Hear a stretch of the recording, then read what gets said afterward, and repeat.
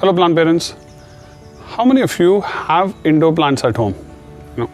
I'm sure most of you watching this right now will have one or two at least house plants at home, and you'll be confused when you're repotting it. What should be the media mix and what should be the soil you should use when you're using for the indoor plants? I've seen a lot of people using the normal soil and their plant growth is really slow. It's only because they're not adding the plant food or they're just using the soil. A lot of people also complain to us and tell us that when they have the indoor plants, they have the water which is leaking down very fast. A lot of people come to us and say, it smells when they are indoors. The reason is the plant media which you put it inside. So if you are only using the soil, there is a probability that your indoor plants over a period of time will stink or will start smelling. There can be also a lot of fungal activities which are prone, which happens on the just in the soil medium, which will also happen into your indoor plants. To have a perfect mix, today we'll talk about what are the perfect ingredients to have to make a perfect indoor plant which will grow and not just thrive over a period of time. So here I have coco peat, I have soil, and I have compost here. But I have one more element which is there, which is the small balls. These are basically the slow releasers. This is where the main plant food is. Now when you're doing indoor plants, you have to make sure that you change the mix ratios and have more of coco peat and less of compost and soil. So when we at Nurturing Green do the potting mix of these plants, we use 66% of coco peat and 10 to 15% of the soil and compost here. And we also mix the Basacode, which is a slow releaser here. And there are a lot of slow releasers which come. You can use any of them. There's also a potted mix which comes for indoor plants. So you can just buy that potted mix also and just put it there, and you don't have to do the mixings. But if you want to create your own potted mix at home, you have to use all of these ingredients. And I'll tell you what each element brings in. So let's start doing it. So that's a pot which we have. And that's one of the plants we have been growing here, and we'll do the repotting in this. Why we use coco peat in this is coco peat is one of the best mediums which have been used internationally across the world nowadays for growing, because it's highly porous. It absorbs and retains the water levels, so you don't have to water it very often. The fungal activity which happens into a soil is much less into a coco peat. And also it's very lightweight, so it's easy to carry, especially in the indoor plants, and there's no smell whatsoever which comes in. Plus, obviously it is totally organic. So what we do is we will use more portions of coco peat in this. So you have to use 66% of coco peat in this, which is, let's say, 2 portions of coco peat. And in case you don't have compost, you can leave it, but if you have compost, you can put 1 layer of compost into it and mix it with coco peat.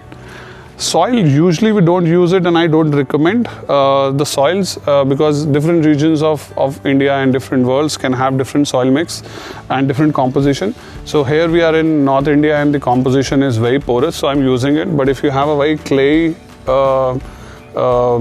soil, you should not use it because it is not porous, and what happens is that the roots doesn't get the right food as well as the watering one. So in this I have done the mixing here, and what then you do is you remove this one plant and you use it to put it in the bigger pot. You will have to loosen some soil here in this. It's okay to lose it. This is completely coco peat, which is we have done it. So majority portion is the coco peat. Again, depending on where you are, and if you have access to a lot of coco peat, we recommend you use just the coco peat. But a lot of people also use the soil which is there. As I said, 2 portions of coco peat, 1 portion of soil and 1 portion of compost. You should mix it.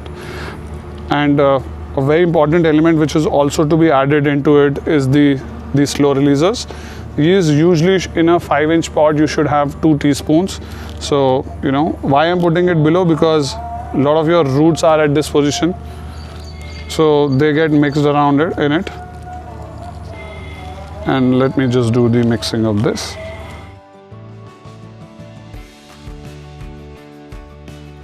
So this will have major portions of cocopeat, which gives the porosity to the media. It will have some soil, so it gets some firmness, and the grip of the roots increases. Why I use compost? It's a lot of people don't use it. If you have an outdoor plant, you can use compost. I have very little of compost in the indoor plants, because all the work of compost is done by actually these. So another teaspoon is to be added into these. So the potting is complete. I've already added 2 teaspoons. You can add a bit more of this. So a slow releaser, the main work what a slow releaser does is basically it every time. So this few balls you can see, these are actually made out of multiple layers, and every time a water goes into it, one layer sort of peels off, and below every layer there is a complete set of minerals which are there. So it has NPK, it has a lot of micronutrients inside it, so you don't have to put anything else into this. One of the good portions also of this using these slow releasers is that whenever you water it, it gives the food slowly to the plant. So it's not that you give it in just one portion. So slowly and gradually the soil and the roots get the food, which is good for the plant. So over the period of 6 months to 8 months, what will happen is this will get reduced, and this is also an indicator that you have to refill it. So the best way to sort of put a plant food is just put these balls. These are available anywhere on the web, also on our website, also on Amazon. So you can buy them. These are slow releasers. Basically, different brands make it. Which is Basacoat make it, NutriCoat from Japan make it, and so is Nurturing Green also makes it. So you can buy them around. The main trick has been done by the way is by this one, because it gives the food to the plant over a period of time, and a good indicator as soon as it's sort of dry down over a period of 6 months, you just put another teaspoons of it, and you don't have to put anything into it, and it will keep growing the plant like this, healthy and bushier. So that's from our side. These beautiful plants for your indoors, the mix which is there. Again, very important to use is the plant food. In case you're not able to find and not able to mix the complete one, you can just buy the potting mix, which is also available online, where all of these are pre-mixes, and you just have to put it into the pot, and just nothing else has to be done. But if you are a pro gardener and you're a bigger plant parent, you need to do this, because you will have a lot of plants, and this will be cheaper as compared to the pre-mixes. And these are separately available at different places online, as well as in any of the good garden centers. So that's from us from My Plant My Baby. Guys, thank you so much for watching it. If you like the video, do subscribe to the channel below, and also hit the bell button so you keep getting the updates on different medias, different plants we grow, and let you teach how to grow your own food also. Thank you for watching My Plant My Baby. Bye bye. Do subscribe to our channel My Plant My Baby on YouTube,